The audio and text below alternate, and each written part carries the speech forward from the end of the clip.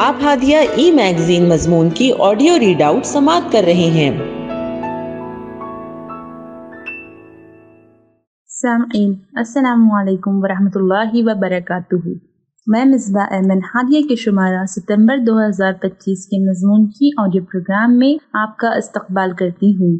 آئیے ہم اس کا آغاز ہادیہ کے زمرہ النور سے کرتے ہیں، جس کا عنوان ہے درس حدیث، اور اس کی رائٹر ڈاکٹر حفصہ تسنیم ہیں۔ حضرت انس بن مالک رضی اللہ عنہ بیان کرتے ہیں کہ رسول اللہ صلی اللہ علیہ وسلم نے فرمایا، تم میں سے کوئی شخص کامل مومن نہیں ہو سکتا جب تک کہ میں اس کے نزدیک اس کے والد، اس کی اولاد اور تمام لوگوں سے بڑھ کر محبوب نہ بن جاؤں۔ یہ حدیث ایمان کے ایک بنیادی اصول کو واضح کرتی ہے کہ رسول اللہ صلی اللہ علیہ وسلم کی محبت ہر محبت پر غالب ہو، حتیٰ کہ ماں باپ، اولاد اور پوری انسانیت کی محبت پر بھی۔ محبت رسول صلی اللہ علیہ وسلم ایمان کی بنیاد ہے۔ اللہ تعالیٰ نے قرآن میں فرمایا، اے نبی کہہ دو کہ اگر تمہارے باپ، بیٹے، تمہارے بھائی، تمہاری بیویاں، تمہارے عزیز و اقارب اور تمہارے وہ مال جو تم نے کمائے ہیں، وہ کاروبار جن کے مان پڑ جانے کا تم کو خوف ہے، اور تمہارے وہ گھر جو تم کو پسند ہے، تم کو اللہ اور اس کے رسول اور اس کی راہ میں جہاد سے عزیز تر ہے، تو انتظار کرو یہاں تک کہ اللہ اپنا فیصلہ تمہارے سامنے لے آئے، اور اللہ فاسق لوگوں کی رہنمائی نہیں کیا کرتا۔ اس آیت میں جن رشتوں کا ذکر کیا گیا ہے ان سے انسان کو فطری لگاؤ ہوتا ہے، اس لیے انہی چیزوں سے مومنوں کے ایمان کا امتحان لیا گیا ہے۔ اللہ تعالیٰ نے واضح فرما رہے ہیں کہ جب اللہ اور اس کے رسول کی محبت ماں باپ اور دیگر عزیز و اقارب سے زیادہ ہو تبھی ایمان کا دعویٰ صحیح ہو سکتا ہے۔ اگر یہ رشتہ دار اور کمائے ہوئے مال اور دنیا کی زمین و جائیداد اور تجارت اور پسندیدہ مکانات خدا اور رسول اور جہاد فی سبیل اللہ سے زیادہ محبوب و مرغوب ہے تو خدا کے عذاب کا سامنا کرنے کے لیے تیار رہنا چاہیے۔ محبت رسول صلی اللہ علیہ وسلم کے تقاضے، احترام و تعظیم رسول صلی اللہ علیہ وسلم۔ ادب پہلا قرینہ ہے محبت کے قرینوں میں۔ حب رسول صلی اللہ علیہ وسلم کا لازمی اور اہم تقاضا احترام رسول صلی اللہ علیہ وسلم ہے۔ صلح حدیبیہ کے موقع پر جب عروہ بن مسعود مکہ والوں کی طرف سے سفیر بن کر حضور اکرم صلی اللہ علیہ وسلم کی خدمت میں حاضر ہوا تھا تو واپس جا کر اپنا چشمدید واقعہ بیان کیا، جیسا کہ صحیح بخاری شریف میں ہے۔ عروہ اپنے ساتھیوں کی طرف لوٹ کر گیا اور کہنے لگا کہ بھائیوں، میں تو بادشاہوں کے پاس بھی پہنچ چکا ہوں، خدا کی قسم اس نے کسی بادشاہ کو ایسا نہیں دیکھا کہ لوگ اس کی ایسی تعظیم کرتے ہوں جیسے محمد کی تعظیم ان کے اصحاب کرتے ہیں۔ خدا کی قسم اگر وہ تھوکتے ہیں تو ان کا تھوک کسی نہ کسی صحابی کے ہاتھ پر گرتا ہے اور وہ اپنے منہ اور جسم پر تبرکن اس کو مل لیتا ہے۔ جب وہ کوئی حکم دیتے ہیں تو سب لگ پگ کر ان کے حکم کو بجا لاتے ہیں۔ وضو کرتے ہیں تو اس کا پانی ان کے لیے باعث برکت ٹھہرتا ہے اور اس کو لینے کے لیے چھینا جھپٹی کرتے ہیں۔ وہ بولتے ہیں تو ان کے ساتھیوں کی آوازیں پست ہو جاتی ہیں، وہ ان کی طرف گھور گھور کر آنکھ بھر کر نہیں دیکھتے۔ حب رسول کا حقیقی معیار اطاعت رسول۔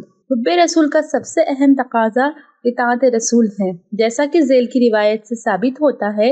ایک صحابی خدمت اقدس میں حاضر ہوئے اور عرض کیا، یا رسول اللہ، میں آپ کو اپنی جان و مال، اہل و عیال سے زیادہ محبوب رکھتا ہوں۔ جب میں اپنے گھر میں اپنے اہل و عیال کے ساتھ ہوتا ہوں اور شوق زیارت بے قرار کرتا ہے تو دوڑا دوڑا آپ کے پاس آتا ہوں، آپ کا دیدار کر کے سکون حاصل کر لیتا ہوں۔ لیکن جب میں اپنی اور آپ کی موت کو یاد کرتا ہوں تو سوچتا ہوں کہ آپ تو انبیاء کے ساتھ اعلیٰ ترین درجات میں ہوں گے، میں جنت میں گیا بھی تو آپ تک نہ پہنچ سکوں گا اور آپ کے دیدار سے محروم رہوں گا، یہ سوچ کر بے چین ہو جاتا ہوں۔ اس پر اللہ تعالیٰ نے سورۃ النساء کی آیت نازل فرمائی، وَمَن يُطِعِ اللَّهَ وَرَسُولَهُ فَأُولَٰئِكَ مَعَ الَّذِينَ أَنْعَمَ اللَّهُ عَلَيْهِم مِّنَ النَّبِيِّينَ وَالصِّدِّيقِينَ وَالشُّهَدَاءِ وَالصَّالِحِينَ وَحَسُنَ أُولَٰئِكَ رَفِيقًا۔ اور جو لوگ اللہ اور رسول کی اطاعت کریں گے وہ ان لوگوں کے ساتھ ہوں گے جن پر اللہ تعالیٰ نے انعام فرمایا ہے، یعنی انبیاء، صدیقین، شہداء اور صالحین۔ کیسے اچھے ہیں یہ رفیق جو کسی کو میسر آئے۔ صحابی کے اظہار محبت کے جواب میں اللہ نے یہ آیت نازل کر کے واضح فرما دیا کہ اگر تم حب رسول میں سچے ہو اور حضور اکرم صلی اللہ علیہ وسلم کی رفاقت حاصل کرنا چاہتے ہو تو رسول اکرم صلی اللہ علیہ وسلم کی اطاعت و فرمانبرداری اختیار کرو۔ قلبی محبت۔ تکمیل ایمان کے لیے رسول اللہ صلی اللہ علیہ وسلم کی طرف ظاہری اطاعت ہی نہیں بلکہ قلبی تسلیم و رضا بھی ضروری ہے۔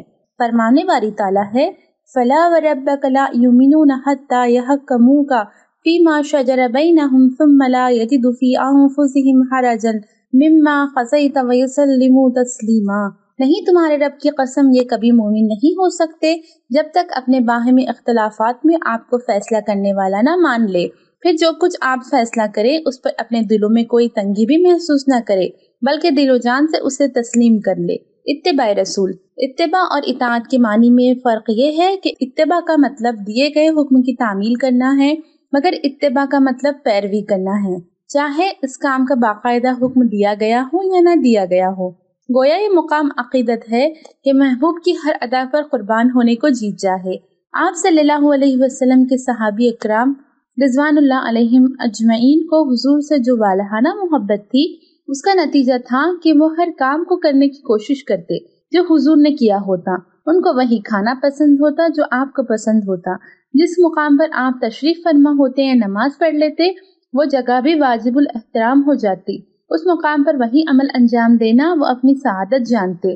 جیسا کہ ذیل روایت سے واضح ہوتا ہے، موسیٰ بن عقبہ بیان کرتے ہیں کہ میں نے سالم بن عبداللہ بن عمر کو دیکھا کہ وہ دوران سفر راستے میں بعض مقامات تلاش کرتے تھے اور وہاں نماز پڑھتے تھے، کیونکہ انہوں نے اپنے والد عمر کو وہاں نماز پڑھتے دیکھا تھا، اور عمر رضی اللہ تعالیٰ عنہ وہاں اس لیے نماز پڑھتے تھے کہ انہوں نے حضور صلی اللہ علیہ وسلم کو وہاں نماز پڑھتے دیکھا تھا۔ درود کا اہتمام حب رسول صلی اللہ علیہ وسلم کی اظہار و اس بات کے لیے لازم ہے کہ جب حضور صلی اللہ علیہ وسلم کا نام نامی پڑھے، سنے یا بولنے میں آئے تو فوراً صلاۃ و سلام کا ورد زبان پر جاری ہو جائے۔ خود اللہ اور اس کے فرشتے بھی حضور صلی اللہ علیہ وسلم پر درود بھیجتے ہیں۔ سورہ احزاب میں ارشاد ہے، ان اللہ و ملائکتہ یصلون علی النبی یا ایھا الذین آمنوا صلوا علیہ وسلموا تسلیما۔ بے شک اللہ اور اس کے فرشتے نبی صلی اللہ علیہ وسلم پر درود بھیجتے ہیں۔ اے ایمان والو، تم بھی آپ پر درود و سلام بھیجو۔ آخر میں حب رسول کے دعوے داروں سے یہ بات پھر عرض کرنا ہے کہ اتباع سنت اور اطاعت رسول صرف چند عبادات تک محدود نہیں، بلکہ اطاعت رسول ساری کی ساری زندگی پر محیط ہے۔ نماز کی ادائیگی میں جس طرح اتباع سنت مطلوب ہے، اسی طرح اخلاق و کردار میں بھی اتباع سنت مطلوب ہے۔ جس طرح روزے اور حج کے مسائل میں اتباع سنت ہونی چاہیے، اسی طرح کاروبار اور باہمی لین دین میں بھی یہ مطلوب ہے۔ منکرات کے خلاف جہاد ہو یا حقوق اللہ اور حقوق العباد کی ادائیگی کا معاملہ ہو، سنت رسول ہر جگہ جاری ہونی چاہیے۔ اے اللہ ہمیں حضور اکرم صلی اللہ علیہ وسلم کی سچی اور عملی محبت نصیب فرما، آمین۔ ہادیہ مضمون کی آڈیو سماعت کرنے کے لیے شکریہ۔ امید ہے کہ آپ کو پسند آیا ہوگا۔ ہمیں آپ کے مشورے کا انتظار رہے گا۔ اپنا مشورہ، تبصرہ اور مضامین editor@hadia.in پر ارسال کریں، اور ہادیہ ای میگزین کے مضامین کو پڑھنے کے لیے ویب سائٹ www.hadia.in سبسکرائب کریں۔ انشاءاللہ ہم اگلے ہادیہ ای میگزین کے شمارے سے دلچسپ مضامین کی آڈیو لے کر حاضر ہوں گے۔ تب تک کے لیے اجازت، اللہ حافظ۔